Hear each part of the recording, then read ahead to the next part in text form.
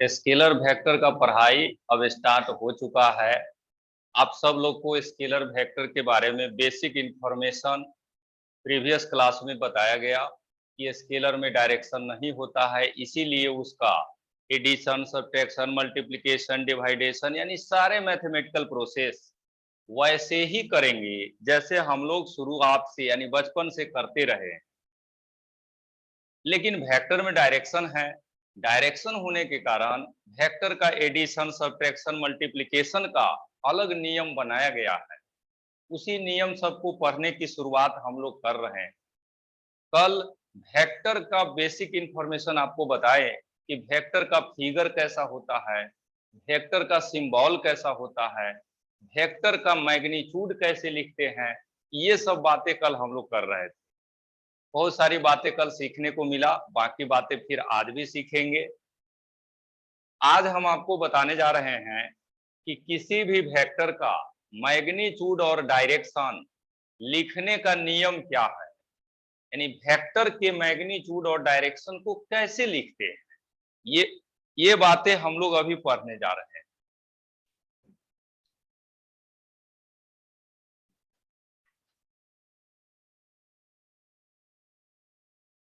यह जो देख रहे हैं फिगर अभी हम बनाए हैं, यह एक्स एक्सिस है, ये वाई एक्सिस है, ये निगेटिव एक्स एक्सिस है, यह निगेटिव वाई एक्सिस है।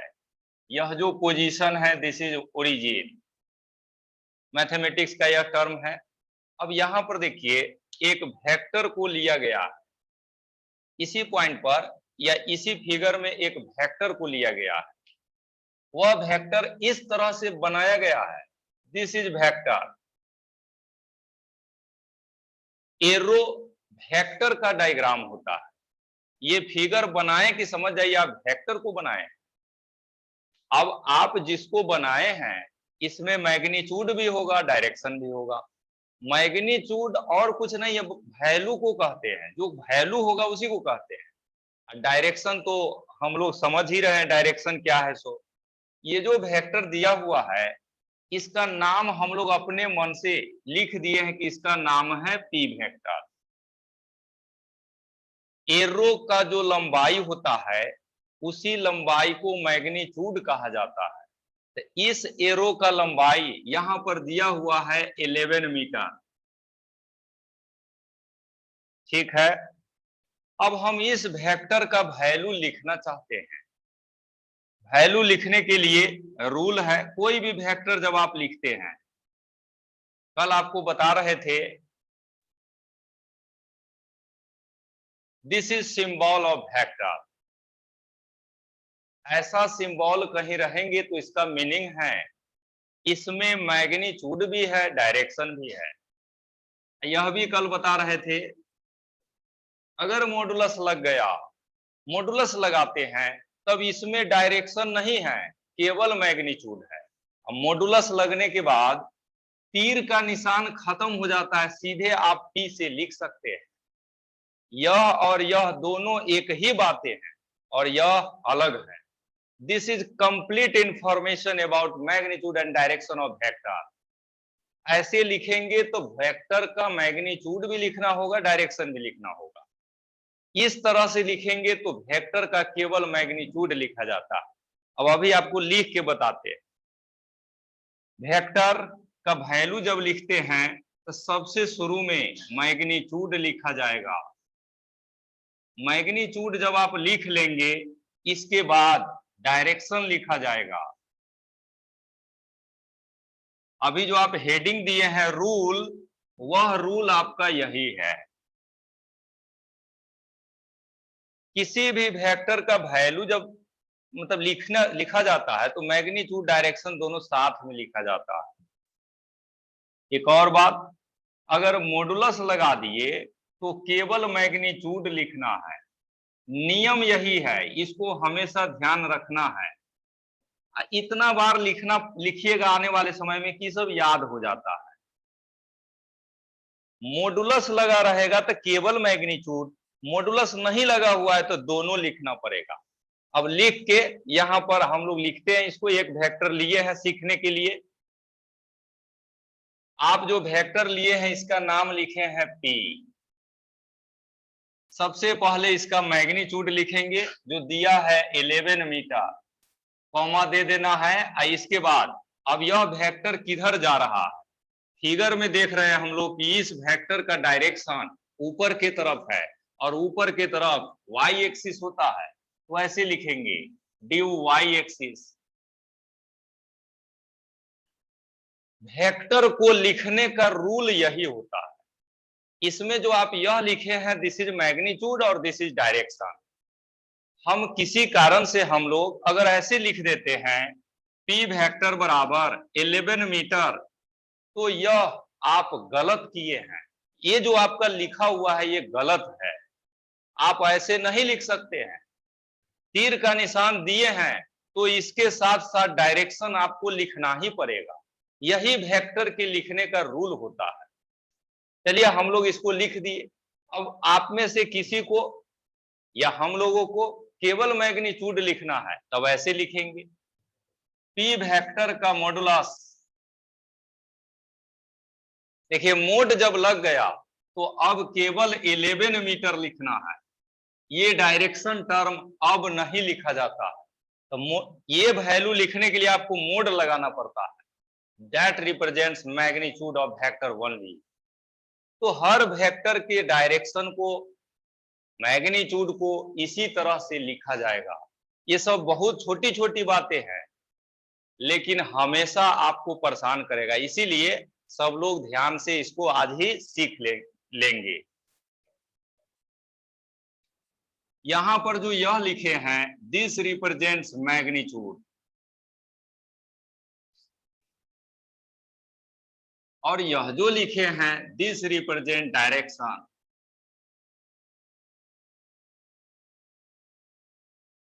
तो वेक्टर को जब भी लिखिए इसी तरह से लिखिए। एक और बातें हैं, जैसा कि आपको बताए थे मॉडुलस लगने पर तीर का निशान खत्म भी हम लोग कर सकते हैं, तब ऐसे लिखेंगे P इक्वल्स 11 मीटर।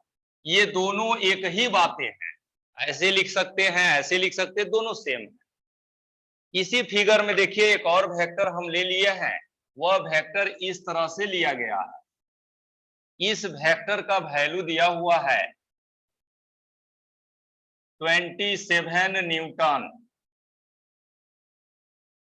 इस वेक्टर का भी नाम हम लोग यहां पर कुछ लिख देते हैं जैसे एफ। तो इस एफ वेक्टर को जब लिखिएगा तो ऐसे लिखेंगे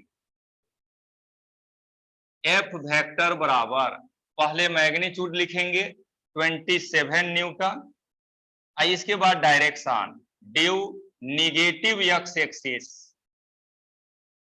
ये जो देख रहे हैं यह डायरेक्शन है आपका और यह 27 न्यूटन मैग्नीट्यूड है। केवल 27 न्यूटन आप लिखना चाहते हैं तो फिर ऐसे ही मॉडुलस लगाना होगा या सीधे तीर का निशान हटा दीजिए। तीर का निशान दिए हैं तो यह भी लिखना अनिवार्य है, सीधे एफ लिखते हैं ऐसे, तीर का निशान नहीं दिए हैं तब आप केवल 27 न्यूटन लिखेंगे। तो वहीं पर फिगर बना के इसको आप लोग लिख दीजिए और ऐसा ही एक और फिगर बता देते हैं, तब यह खत्म हो जाएगा, तब आगे बढ़ जाएंगे हम लोग।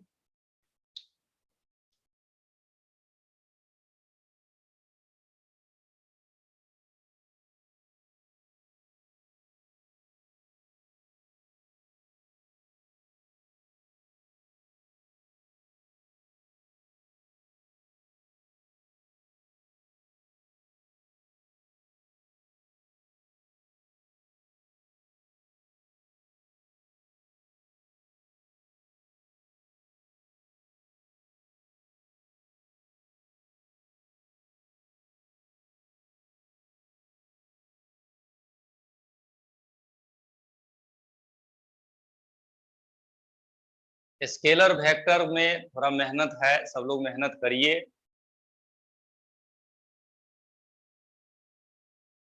आने वाला 15 दिन आप मेहनत कीजिएगा तो उसके बाद 15 महीना तक आपको कोई परेशानी नहीं होगा जब 11-12 आप फिजिक्स पढ़िएगा।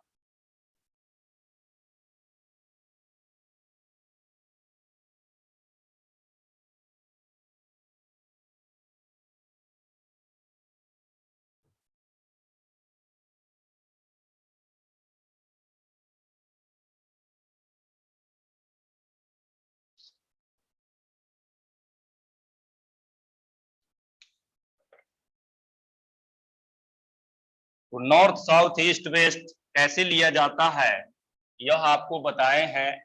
ज्योग्राफी के रूल के अनुसार नॉर्थ डायरेक्शन को हमेशा ऊपर की तरफ यानी वाई एक्सिस की तरफ लिया जाता है।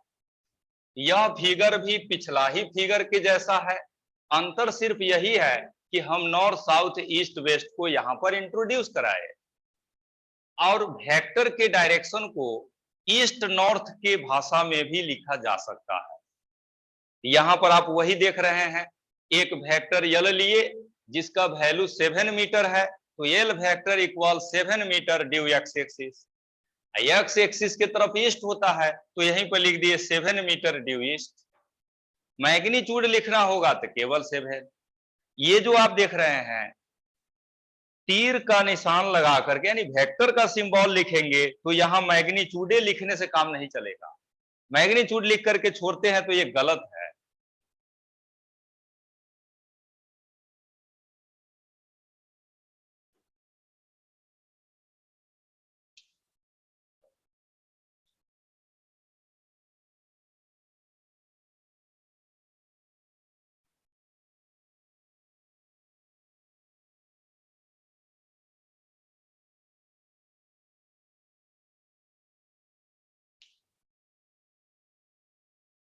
अब देखिए एक नया फिगर हम बनाए हैं।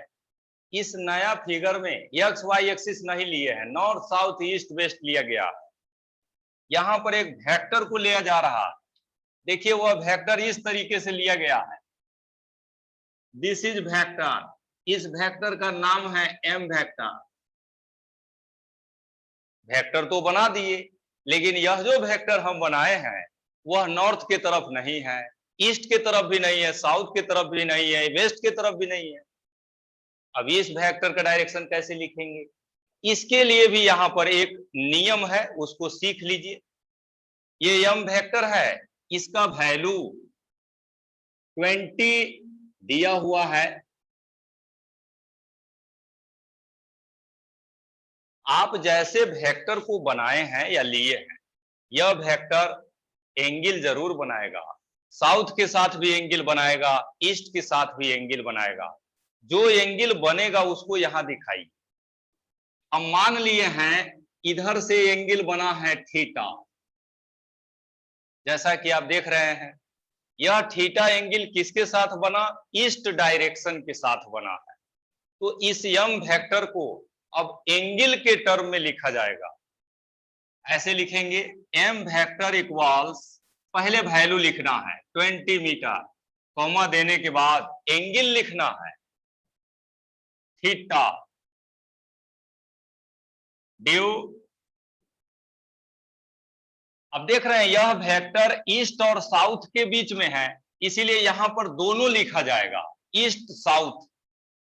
शुरू में कौन लिखेंगे बाद में कौन लिखेंगे, यही यहां पर मेन सीखना रहता है। यह एंगल जो आप लिए हैं वह ईस्ट के साथ है, तो यहां पर हम लोग इस तरह से लिखते हैं साउथ ईस्ट। इस टर्म को देखिए, साउथ ईस्ट जिसके साथ एंगल बना है और जो एंगल आप यहां लिए हैं उसे हम लोग लास्ट में लिखा करते हैं। ऐसे यह एंगल थीटा है, तो यह एंगल भी आप जान रहे हैं कितना होगा, कितना लिखेंगे 90 माइनस थीटा।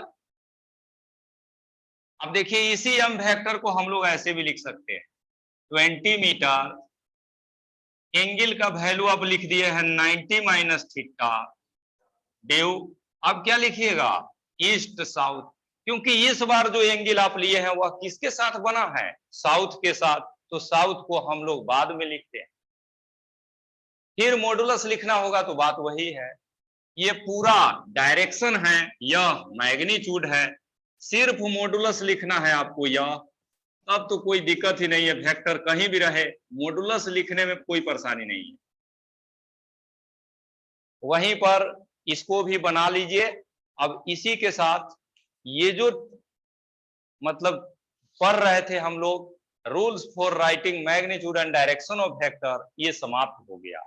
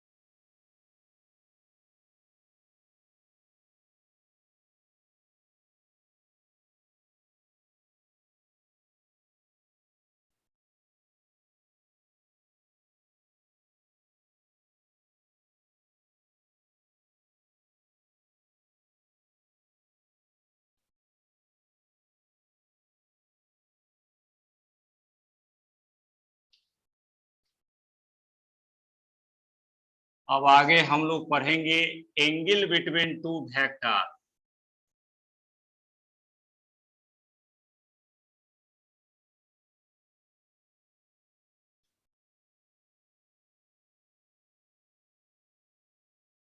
इसी को डिफाइन करते हैं when two vectors are converge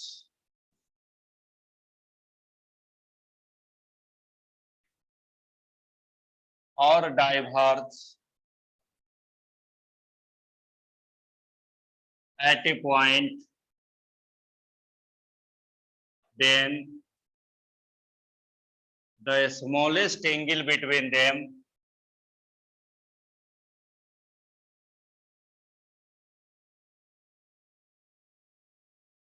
smallest angle between them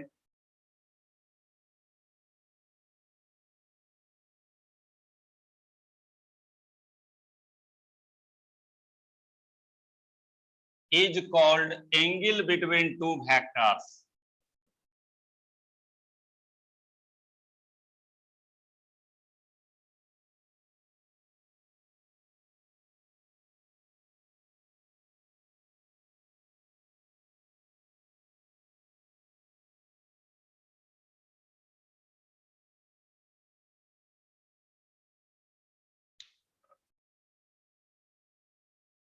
अब बारी है पढ़ने का दो वेक्टर के बीच का एंगल कैलकुलेट करने का नियम क्या है।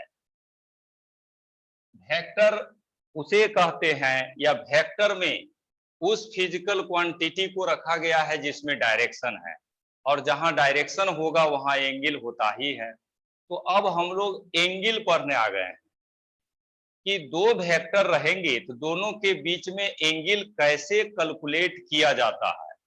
इसके लिए नियम है। नियम क्या है समझिए। इस नियम के अनुसार when two vectors are converge और डाइवर्ज, जब दो वेक्टर कन्वर्ज या डाइवर्ज करेगा। अब कन्वर्ज डाइवर्ज होता क्या है पहले यही सीख लीजिए, तब अगला बातें बताएंगे आपको। यहां पर बता रहे हैं आपको डाइवर्ज, इधर बता रहे हैं कन्वर्ज।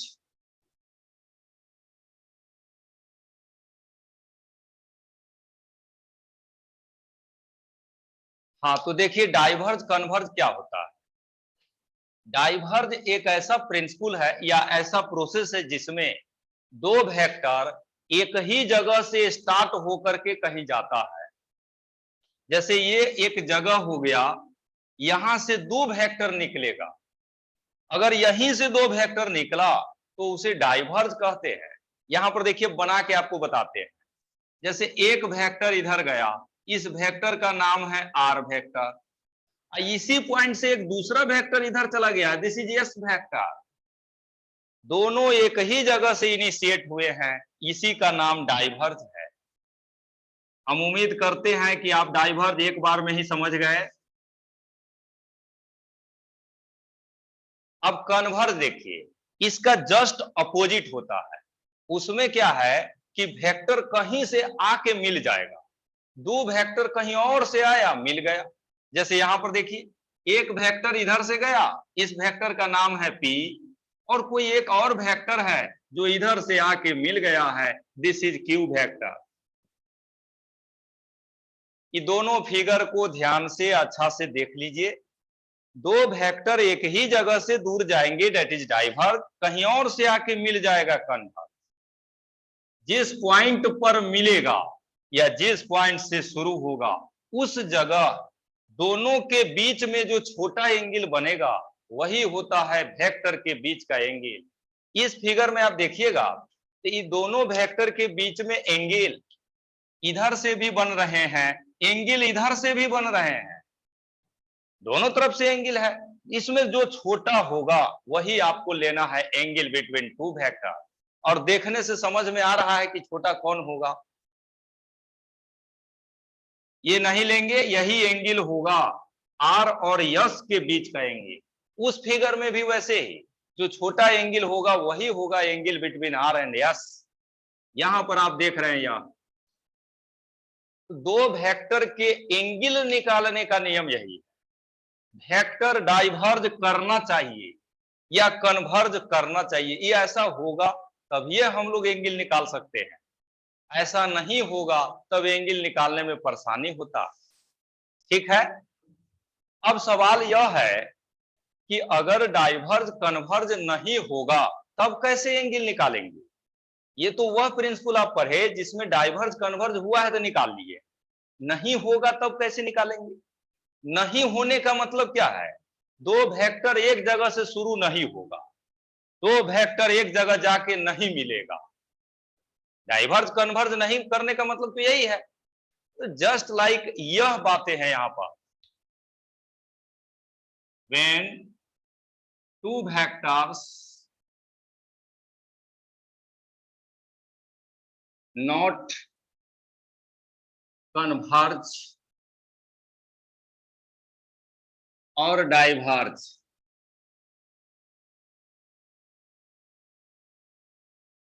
then देखिए दो वेक्टर कन्वर्ज डाइवर्ज नहीं करेगा तो क्या होगा, ये हम लोग पढ़ने आ गए। जैसे एक वेक्टर यह है,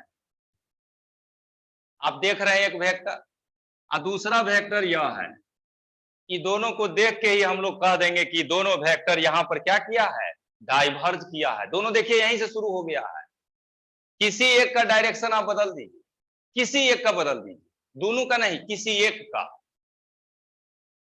हम इसका डायरेक्शन बदल दिए। अब देखिए ध्यान से उस फिगर को, वह फिगर इस दोनों के जैसा नहीं है। उस फिगर में एक वेक्टर कहीं से आया है यहां तक और यहां से फिर दूसरा वेक्टर चला गया। इस फिगर में न डाइवर्ज हुआ है न कन्वर्ज हुआ है। ऐसा फिगर जब रहता है तब डाइवर्ज कन्वर्ज हम लोग को खुद से करना पड़ता है। एंगल निकालने के लिए डाइवर्ज कन्वर्ज होना अनिवार्य है। हो गया तब तो बहुत अच्छी बात है, नहीं हुआ तो आपको करना पड़ता है।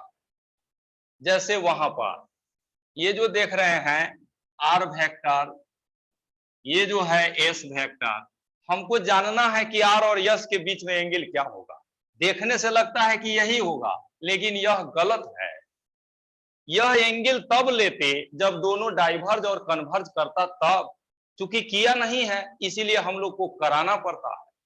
कराने के लिए क्या करना है तो देखिए, जहां पर दो वेक्टर मिला है इसी जगह से दोनों में से किसी एक को आगे या पीछे कर देना है।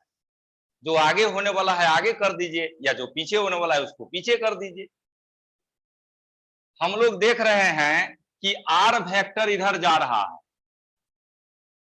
आर वेक्टर यहां से यहां तक आया है, तो इसी आर वेक्टर को हम लोग आगे की तरफ ऐसे बढ़ा देते हैं।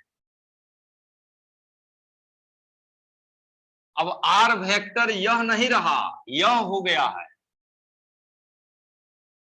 मतलब इसी को आगे के डायरेक्शन में बढ़ा दे। देख लीजिए इसका डायरेक्शन नहीं बदला गया है, जिधर जा रहा था उधरे है। डायरेक्शन नहीं बदलना है, पोजीशन बदल देना है। पहले आर वेक्टर इतना दूर में था, अब यहां से इधर कर दिए और कुछ नहीं किया गया है। अब आप देखेंगे तो यस और आर वेक्टर दोनों ऐसा देखने से लगता है कि यहीं से शुरू हुआ है, यानी यह दोनों यहां पर डाइवर्ज किया है। इसीलिए आर और यस के बीच का एंगल यह लिया जाएगा। This is angle between R and S vector. एक बार फिर से इसको समझ लीजिए, जब दो वेक्टर डाइवर्ज कन्वर्ज नहीं करते हैं तब मीटिंग पॉइंट से एक वेक्टर को आगे या पीछे खींच देने से डाइवर्ज कन्वर्ज हो जाता है। जब हो जाएगा तब हम लोग एंगल ले लेंगे। ऐसा ही फिगर एक और नीचे बना के आपको बताते हैं। देखिए यह एक वेक्टर है, दिस इज एन वेक्टर, जैसा कि आप देख रहे हैं। यहां से एक वेक्टर इधर चला गया है, दिस इज एम वेक्टर। दोनों वेक्टर का मुलाकात यहीं पर हुआ। अब हम लोग यहां पर देखेंगे कि दोनों डाइवर्ज कन्वर्ज किया है कि नहीं। डाइवर्ज का नियम है एक के जगह से शुरू होना चाहिए, कन्वर्ज का नियम है एक जगह कहीं से आके मिलना चाहिए। ये दोनों काम इस फिगर में भी नहीं हो रहा। एन यहां पर गया लेकिन यम यहीं से चला गया, तो कहने का मतलब डाइवर्ज कन्वर्ज नहीं हुआ। ऐसे केस में आप मीटिंग पॉइंट पर पहुंच जाइए और किसी एक वेक्टर को दूसरे डायरेक्शन में खींच दीजिए। दूसरा डायरेक्शन नहीं, डायरेक्शन सेम रहेगा लेकिन उसको रिप्रेजेंटेशन हम लोग आगे पीछे कर देंगे। अब यहां पर है, आपको बताना है कि आप यन को एक्सटेंड करना चाहते हैं कि यम को। जैसे यन इधर जा रहा है तो इधर एक नया वेक्टर बना देंगे। अब देखिए यम नीचे जा रहा है तो नीचे की तरफ एक बना देंगे।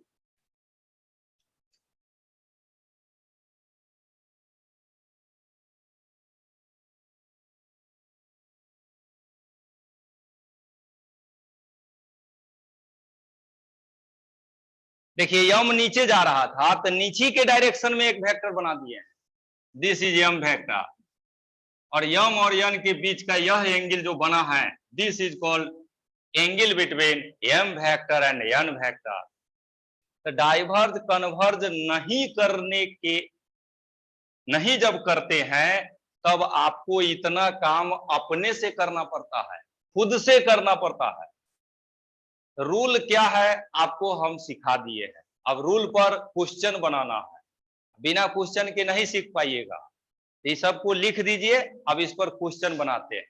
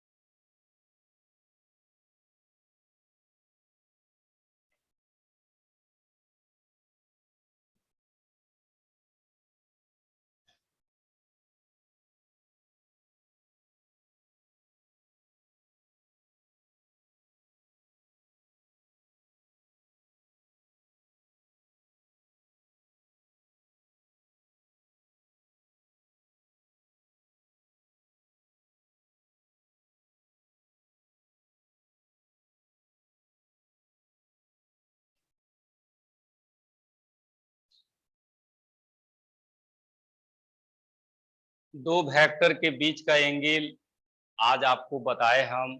इसके बाद वेक्टर का मैग्नीट्यूड और डायरेक्शन लिखने का रूल बताए।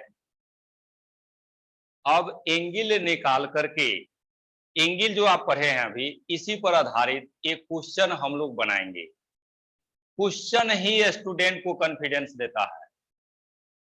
अधिकतम स्टूडेंट क्वेश्चन बनाने से भागते रहते हैं क्योंकि उनके पास समय की भारी कमी होता है। स्टूडेंट को समय ना रहेगा तो पढ़ाई क्या करेंगे। समय तो आपको हर समय फ्री रहना चाहिए। हम फ्री है, एक जेब में से मोबाइल बाहर कर दीजिए, देखिए ना कितना फ्री आप हो जाइएगा। हर समय लगेगा कि हम कोई काम में नहीं है, फ्री है। इसीलिए मोबाइल के बदले कलम कॉपी से समय बिताइए, ज्यादा बेहतर होगा। आपका दिमाग ज्यादा अच्छा सोचेगा, अच्छी अच्छी बात सब आपके मन में आएंगे।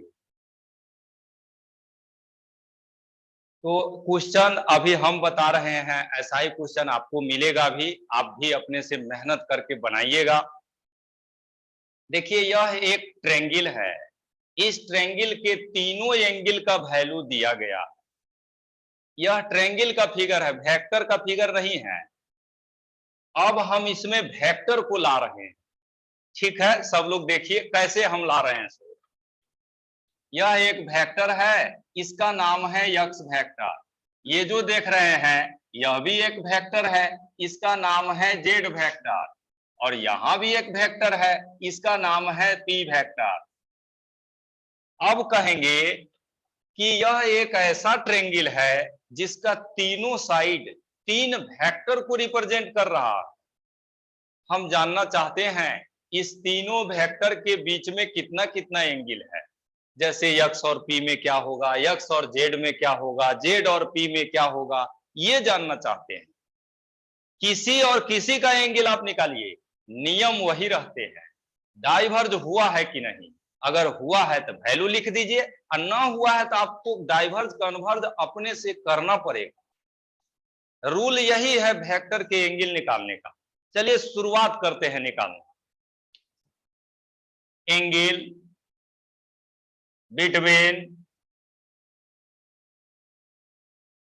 किसके किसके बीच हम निकाल, पहले चलिए एक्स और पी का निकालते हैं। X vector and P vector दोनों को देखिए, यहां डाइवर्ज किया है कि नहीं किया है, किया है। अब दोनों में आप देखिएगा एक एंगल इधर से बना है 90 डिग्री, अब बाकी दूसरा एंगल इधर से बना है। दोनों में जो छोटा होता है वही लिया जाता है। ये तो छोटा होगा नहीं तो बड़ा एंगल है, छोटा यही है। तो एक्स और पी का एंगल कितना लिखिएगा, 90 डिग्री।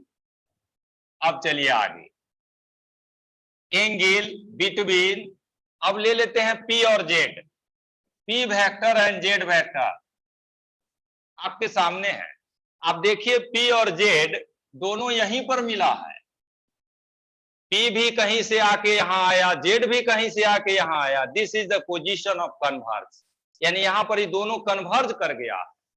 तो कन्वर्ज जब कर गया तो यही एंगल हो गया एंगल, यानी यह एंगल हो गया आपका 60 डिग्री। अब देखिए नेक्स्ट, एंगल बिटवीन, अब बच गया एक्स और जेड। अब एक्स और जेड कहां पर मिला है उस जगह पर चलिए। एक्स वेक्टर यहां पर है, जेड वेक्टर और एक्स वेक्टर का मुलाकात यहीं पर हुआ है। अब देखेंगे ये दोनों डाइवर्ज कन्वर्ज किया है कि नहीं। आप लोग से पूछा जाएगा तो क्या बताइएगा, नहीं किया गया है तो कराना पड़ेगा। कराने के लिए क्या करेंगे, इस मीटिंग पॉइंट से ये दोनों में से किसी एक वेक्टर को आगे पीछे कर देना। हम इस एक्स वेक्टर को आगे कर देते हैं ऐसे। This is the position of x vector. अब आप देखिएगा तो एक्स वेक्टर यह है, जेड वेक्टर यह है, ये दोनों डाइवर्ज कर गया है। अब एंगल यही लेना है। आप बताइए यह एंगल कितना होगा, 150 डिग्री। इधर 30 डिग्री है तो यह एंगल आपका होगा 150 डिग्री। इस तरह से दो वेक्टर के बीच में एंगल निकाला जाता है। फिगर बना लीजिए, ऐसा ही फिगर दे रहे हैं जो घर पर बनाना है।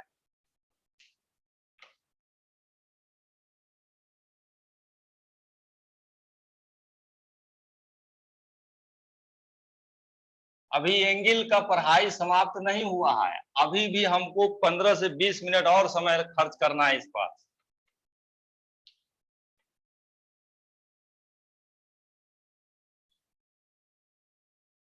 होमवर्क देखिए,